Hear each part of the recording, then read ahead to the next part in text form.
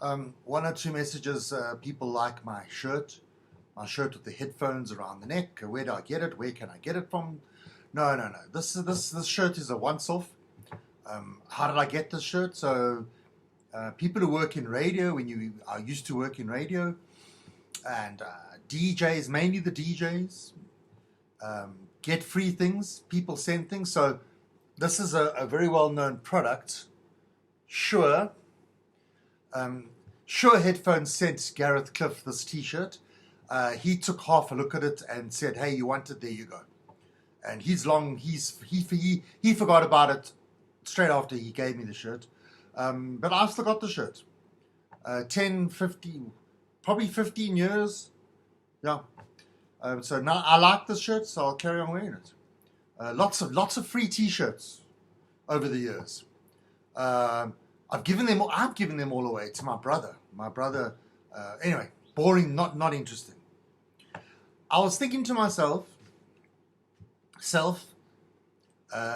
the word self-reflection, and I was watching an episode of The Office the other day, and the main character played by Steve Carell, Scott, I forgot his first name now.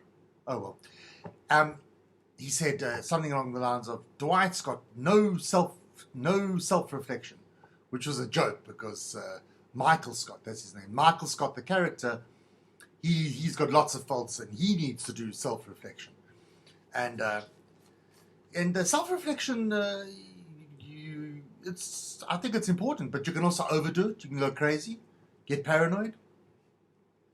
And I think the main thing about self-reflection is, I think most of us, unless you're a psychopath, I mean, I doubt that Vladimir Putin ever thinks this, or Elon Musk. I'm sure this doesn't cross their mind, but I think most of us want to be liked. We want to be known. We want people to think, hey, he's a nice person. Some people don't give that a thought. And though, Hitler, Mussolini, I don't think they cared. Funnily enough, Donald Trump, I think Donald Trump, he wants to be liked, even though he's like bordering on like a dictator, kind of fascist type of character. Funnily enough, he wants to be liked. I'm not a psychologist. Go figure. So I think to myself, why don't people like me if that is the case? And I like to think that I do things correct all the time. But lately, in the last week and a half, 2 weeks, I know that I've done bad things. Look, I'm not a war criminal. I didn't do a 6-month stint in the Israeli Defense Force as part of an ulpan or an experience. Didn't do that. Didn't join Hamas. Haven't killed anyone. Hasn't. Mind you, I accidentally shoplifted. On Sunday. I only realized afterwards, do you go back? Do you confess? I thought, you know what? I've spent so much money at that shop. They'll survive. Is that... Yeah. I suppose that is bad. So I was thinking, so what did I do that was not good? So our one dog, we had to put our one dog down, Rufus.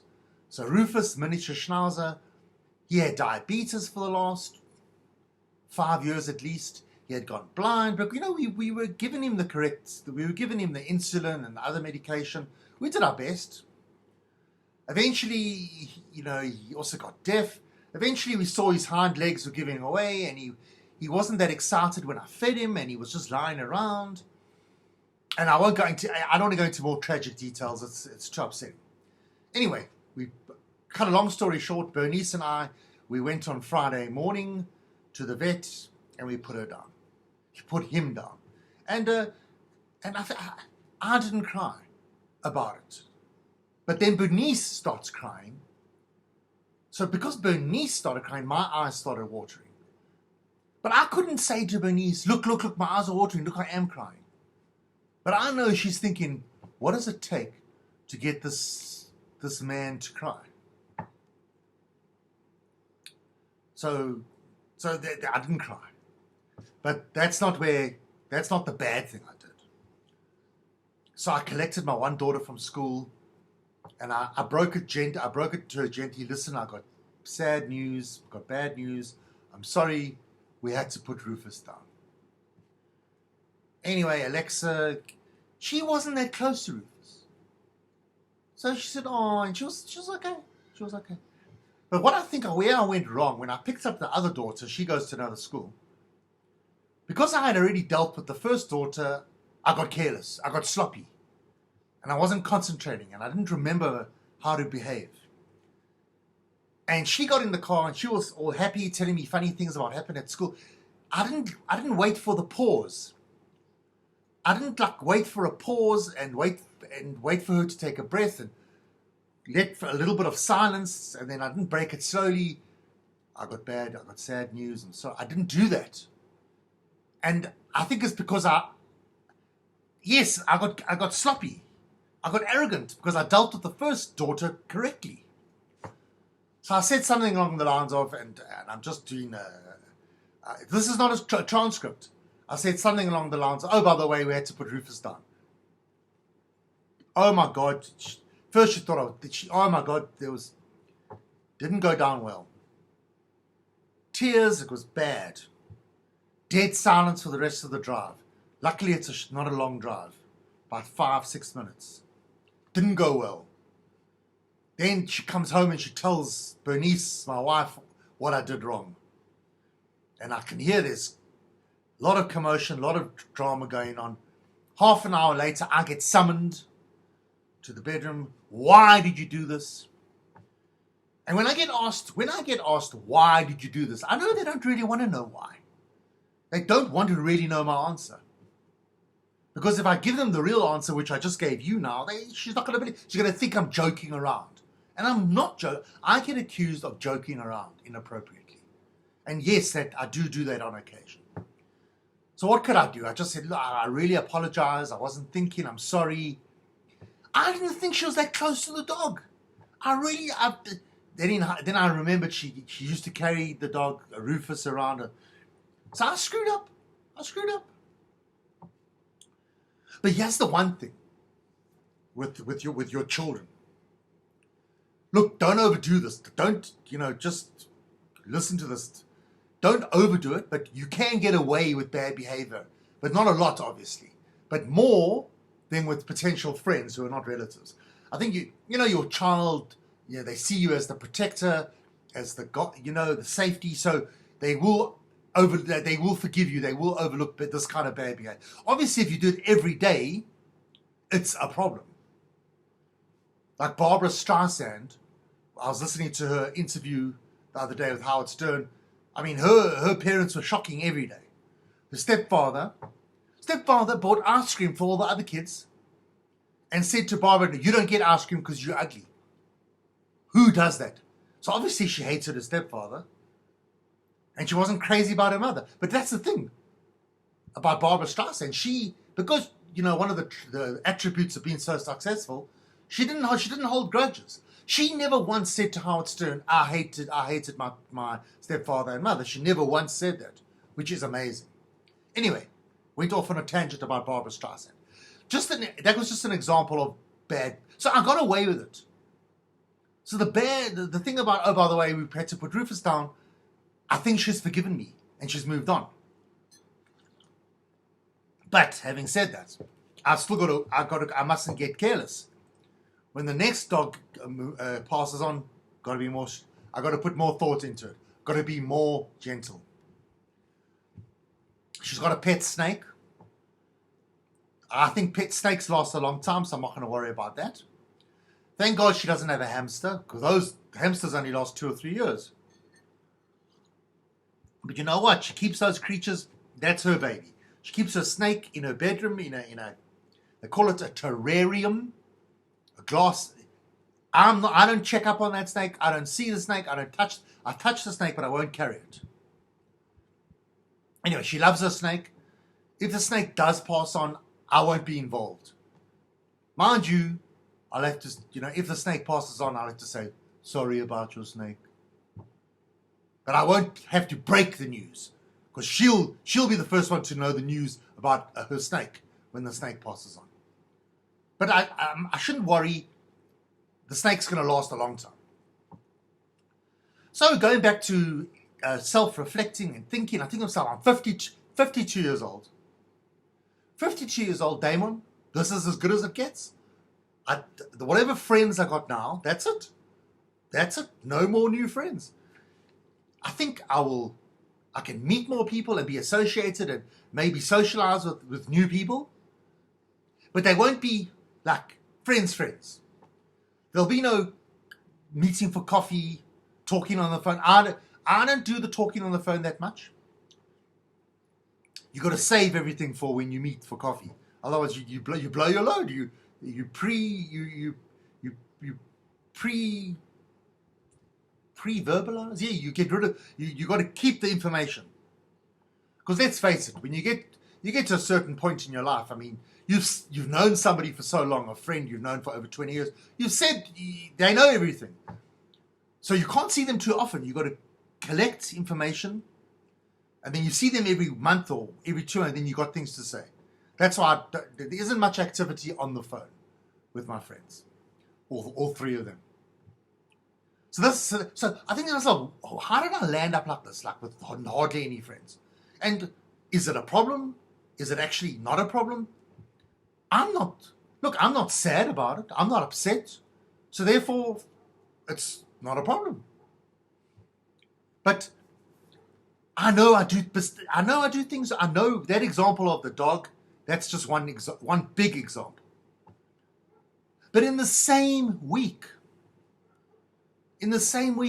about a week ago, walking around the park, we call it the dog park.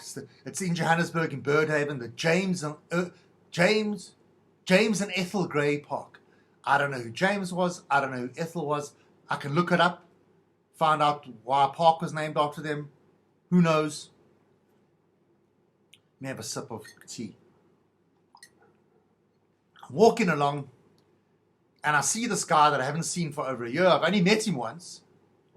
He's sitting there with another man. I remembered his name, Jason, and he was so impressed that I remembered his name because he didn't remember my name, but I remembered his name. So that was a good thing. There I meet this other man, quite a big, overweight man. It turns out it's his father. So we get talking. Jason comments that I've lost a lot of weight. So I do what I said I'll never do. I started going into a diatribe of how I've lost weight. Don't do that to a fat person. Jason's father is fat, also diabetic. So I'm talking about how I've lost weight. I don't think, I'm trying to encourage, give some inspiration, but it just came across like I'm this arrogant character. When I got to the part of you can't eat carbs, I've got to eat carbs. So then I made the mistake. I said, listen, if I can do without carbs, then anybody can. I thought I was helping. I don't think it went down well. He didn't look happy. So he's on Ozempic. Now, Ozempic, in case you didn't know, it's a diabetic drug, but they discovered that people lose weight. People lose a lot of weight. As a result, there's more people on Ozempic who just take it for losing weight than diabetics. As a result, there's a worldwide shortage of Ozempic. So it's a problem. But that's just an aside. So I look at him, he's a big guy. Turns out he actually he was even fatter before. He weighed 135 kilograms, now he's 117 kilograms. But he's still big. Anyway, that was my first round around the park. They're sitting on the bench. So I say, anyway, I'm going to walk around again. I'll see you guys now. I'll come around and chat to you again. Well, when I got back the second round, they had disappeared.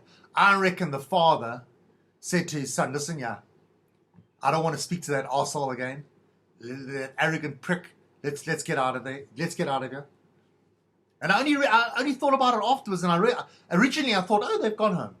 But you know what? It's because he didn't want to talk to me again. So there, I was wrong. But then I did something. Then I did something very similar.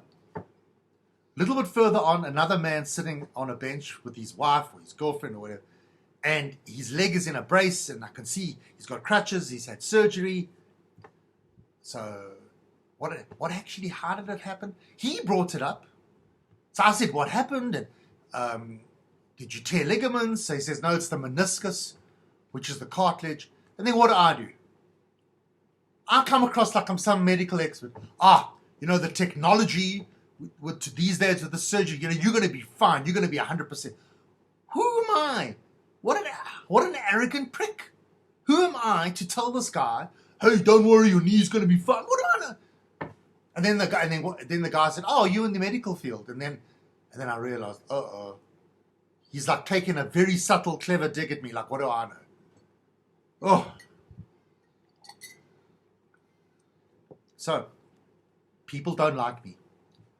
A lot of people don't like me. I like you. Everyone likes to think, oh, I'm a likable. Turns out I'm not that. I can be annoying. Can come across as annoying. But I kind of I'm slowly learning. Bernice and we were invited to a 50th birthday party, a bride, at this house. And during the bride, somebody left the milk out in the kitchen, and that bugs me. Don't leave the milk out. I don't care if it's unnecessary for 30, even if you're leaving it out for 30 seconds unnecessarily, I don't like it, annoys me. You only take the milk out when you're going to use it. So anyway, I take the milk and I open the fridge. I'll be honest with you, I used to go to people's houses and open their fridges. I used to like looking into people's fridges. Then eventually I learned that it's rude. So in this case, I had a reason I had the milk. So I opened the fridge and and then I saw in the fridge, the lady, this friend of ours, she had Ozempic. I saw the packaging, the medication, Ozempic. So a normal person would have just left it at that. But I went up, so Danielle, I explained to her about the milk. I'm trying to open your fridge. She said, listen, I hope you don't mind. I saw you got Ozempic. Now, are you doing it to lose weight or you got diabetes? And as I said it, I thought I could be offending her. She took it very well. This is a woman that I think we can stay friends. We can stay friends with her because I can ask that question without fear of repercussions. So I'm looking forward to a future with Danielle. She then went into a long explanation with the Ozempic this, Ozempic that, and she explained the whole thing. So, but I'm learning. There was an awkward situation, and I think I dealt with it better. Before there might not have even been milk, and I would have just opened the fridge. Without any thought. Yeah. Anyway, I was going to go into other examples of people who have offended, but maybe that's for another day. In fact, that'll be for a sequel. How about that?